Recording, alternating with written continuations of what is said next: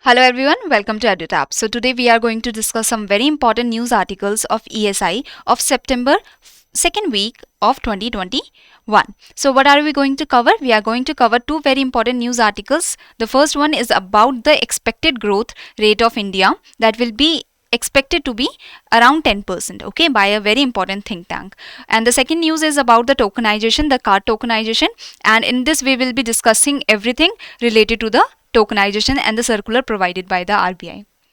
So before starting with the news article, please subscribe to our YouTube channel and join our Telegram channel for the PDF of this session. And you can get the link of the Telegram channel in the description box below. So now starting with the news articles, the first news article is about the India expected to grow 10% during current fiscal year. So as per the economic think tank NCAER, the NCAER is the National Council for Applied Economic Research, and it has expected that the Indian economy will be growing at 10% rate in the current fiscal year 2021-22. India's economic growth surged. It increased to 20.1% in the April-June quarter of 2021-22. See, in a fiscal year, there are 4 quarters. And in each quarter there are 3 months. And fiscal year is started from April and it ends in the next year of March. So this fiscal year is from April 2021 and it will end on March 2022. Okay, so now RBI, this was the expectations of the NCAER, while the expectation of RBI is that the real GDP growth will be 9.5% in this fiscal year. And the expectation, the RBI has also provided the expectation in August in its circular of this year, that the expectation was 21.40% for the first quarter, the 7.30% for the second quarter, 6.30% for the third quarter, and 6.10% for the fourth quarter. While it was the expectations only, in real we saw that the GDP has grown by 20.1% in the first quarter instead of the 21.40%. Okay, so this was a little like the RBI has expected more growth, but it was lesser than the expectations of the RBI for the first current year, for the first fiscal year, first quarter of the fiscal year. So now see, the GDP, the estimates of the GDP is given by the National Statistical Office, and it is the National Statistics Office is under the Ministry of Statistics and Program Implementation. Okay, so this has provided the data for the first quarter of this year, as well as we will be comparing the data of first quarter of this year with the data of the previous years, so that you can get that how we have grown so much. Like 20.1% is a very big number to say that we have grown this much. So before this, let's understand the quarterly estimates of expenditures on GDP of first quarter. So we will be seeing the GDP of first quarter, that is April-June of 2021-22 at 2011-12 prices. So this is the constant prices. So why constant prices? See, constant prices is for the real GDP. And real GDP is the GDP that is the actual production that we did in our country. That's why we see it on the constant prices, on some base year prices, instead of nominal prices, nominal GDP. See, nominal GDP is the GDP that we see on the current prices, and it takes into account the inflation also. The nominal GDP adds the inflation also, or the increase in price also. That's why the nominal GDP shows us that we have grown too much. Okay, while like we can say 50 lakh crores we have produced, but in reality when we see the real GDP, then we see the actual production that we have done. Okay, that's why the nominal GDP is on the current prices, that is including the inflation also. Real GDP is on the constant prices, on some base year. Right now the base year is 2011-12 prices. Okay, so now the rates, now we will be comparing the data. See, on the first quarter of April-June 2019-20, the production, the GDP was around 35 lakh crores. Okay, in the next quarter it decreased due to COVID. The COVID was in the peak, and in the next quarter of April June of 2020-21, the GDP decreased to 26 lakh crores. Okay, due to this, the GDP rate was around negative 24.4%. It was negative 24.4% in the previous year, in the previous fiscal year of the first quarter. While now we say that it has increased to 20.1%, the GDP percentage has increased to 20.1%. How can we say? See, can you see the data? Like on the first quarter, it was on, if we compare right now, if we compare the data of right now of first quarter, it is less than the 2019-20 fiscal year. Still, we are saying that we have grew this much. This is due to the low base effect. This is due to the low base effect. When we say that we have 100 rupees and we are growing 100%, that is, we are growing to 200. Our GDP went to 200. If we start from 250 and if we say that we have to grow 100%, that is 500. So when we have a low base, it is easier to grow. It is easier to say that we have grown 100%. But when you have a higher base, it is not as easy to grow. Okay, if you have to do 100%, you have to grow 250, you have to produce 250 more instead of just 100. So this is the low base effect. The GDP was already very low in the 2020-21 fiscal year first quarter. That's why when we compare it to the previous growth GDP, then we can say that we have grew this much. Okay, so this is the low base effect that is working here, and that's why we have seen the 20.1% of GDP, the percentage of GDP growth. Okay, I hope you understood this. It is because of the low base effect. As well as we can say that the growth is also because of the supply chain effects, like the disruptions in the supply chain has been reduced, as well as the economy has start moving towards the production and moving towards the growth. So this was the whole that how we have achieved the 20.1% of growth. It is due to the low base effect also, as well as due to the remedial of the supply chain effects. The supply chain disruptions has been reduced. So now analysis of investment. We did the analysis of GDP. Now we will do the analysis of investment by NCAER, that is provided by the NCAER. So the rate of investment declined from 36% of GDP in 2007 to 27% in 2020. So it was 36% of GDP. That is 36% of the GDP was provided to the investment. Right now it is, like in 2020, it came down to 27%. A large part of this decline is due to the decline in the slowdown in the private investment. That is, the private investment has declined. The failure of private investment to show a revival despite the ample liquidity of the economy. See, ample liquidity is money supply. That is, the country has money supply, enough money supply to do the investment. So the country has money supply, still the investment is not reviving. Like, we have money in our hands, still we are not investing it. Okay, that is because of the structural issues. We do not have enough entrepreneurship criteria. Like, we do not have the mindset, the Indian people do not have the mindset of the entrepreneurship.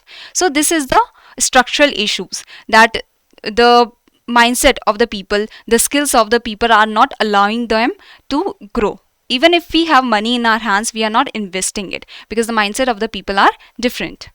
Reviving it may necessitate the adoption of the holistic approach. So if we want to revive our investment, what do we need? We want a holistic approach. We want creating a stable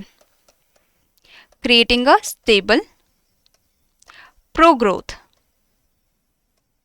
and pro-entrepreneurship criteria. Okay, and why do we want a stable economy? When there is a stable economy, the investors know that this will be the process of the economy. See, if we do not have if we do have a unstable economy, what happens? Sometimes the prices are going up and sometimes the prices are going down. So there is very variation. There is no stability, and the investors are very afraid that if we invest right now, maybe the prices will go down and the profits will go down.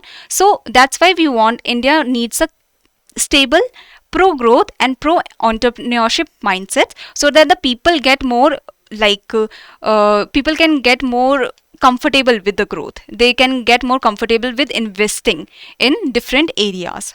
So that's why we need a holistic approach. We want to grow on all aspects. We want to create a stable economy for the investment.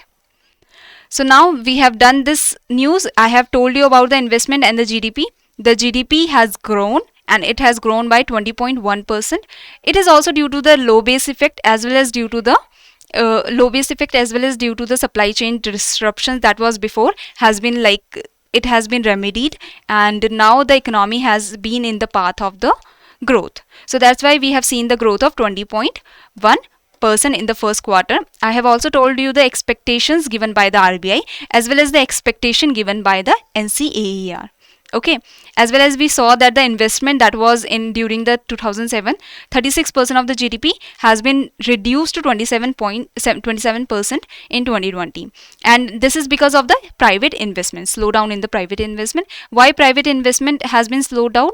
Because of the mindset of the people. The people of India do not believe, we are always running after some jobs or something. Now we do not have that mindset that we will be setting up an industry, we will be doing some entrepreneurship kind of thing. So for that, India needs to change the structure of the education as well as of the whole country. We need a stable pro growth, pro entrepreneurship criteria, holistic approach we need. So now I will be moving forward to the second news, that will be about the tokenization. And only card firms, banks to keep card details, others must purge data, said by the RBI. And the RBI refused to extend the deadline for card tokenization beyond the agreed January 1, 2022. See, there was a circular that came in 2019. In that, the card tokenization was termed. Okay, in that it was said that the card tokenization permitting the card networks to offer the card tokenization services to any token requester, and it was initially only for the mobiles and the tablets. Like in 2019 circular, it was said that the card tokenization will be provided by the card networks and to the requesters, like whoever is requesting for the token, and it will be limited to for the mobiles and the tablets. So this was a circular of 2019. Now the RBI said that by 2022, January 2022, we have to start the card tokenization. So what is tokenization? Tokenization is used in online transactions where the actual card details keyed in are replaced by random digits. Okay, so tokenization is a way to safeguard or secure our card details. Okay.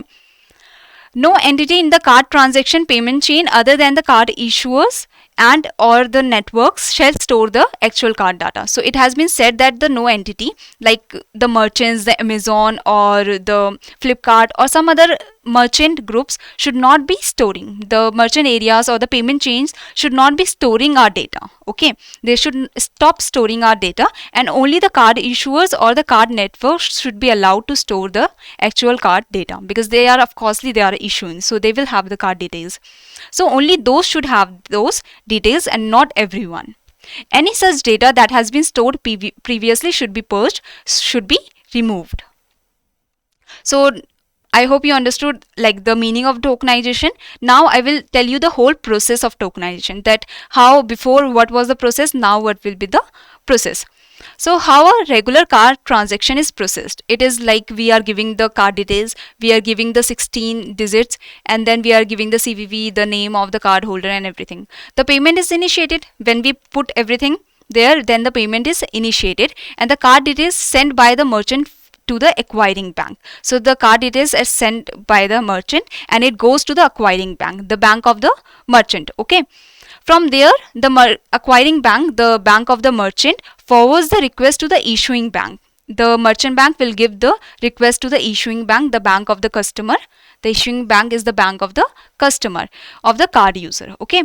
Then the issuer bank. So the acquiring bank is requesting now to the issuer bank that please give us this payment. The issuer bank accepts or rejects the transaction and responds.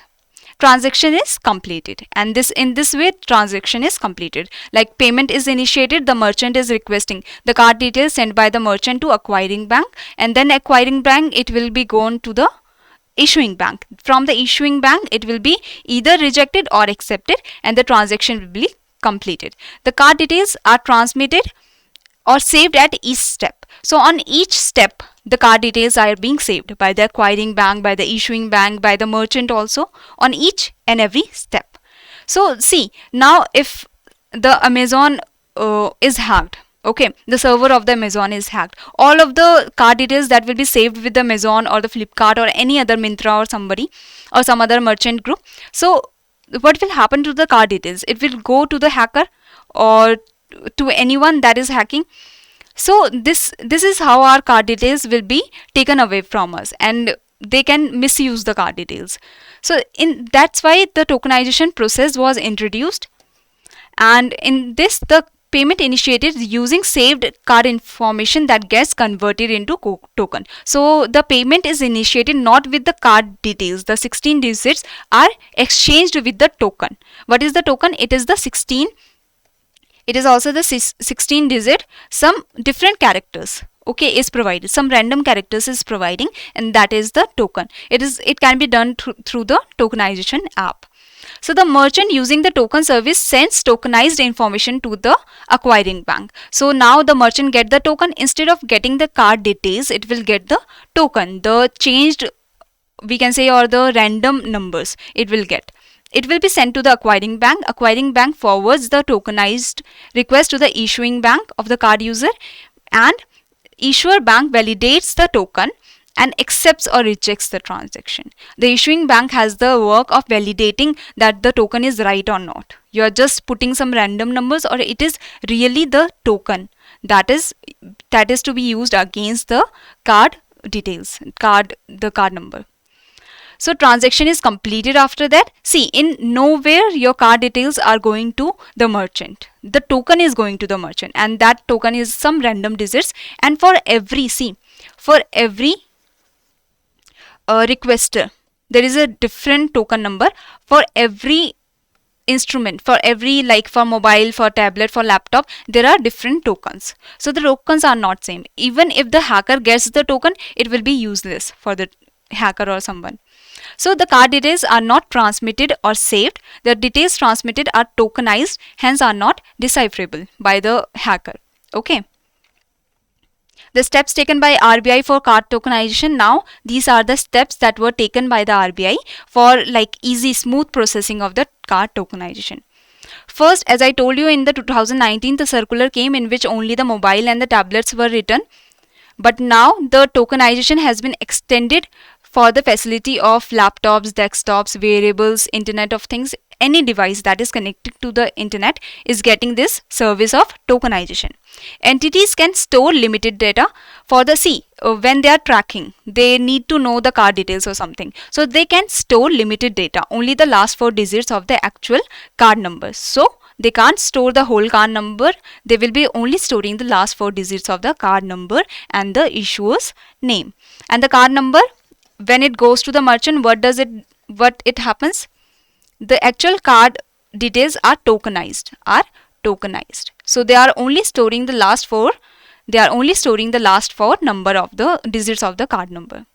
So the permit card issuers, and before only the card networks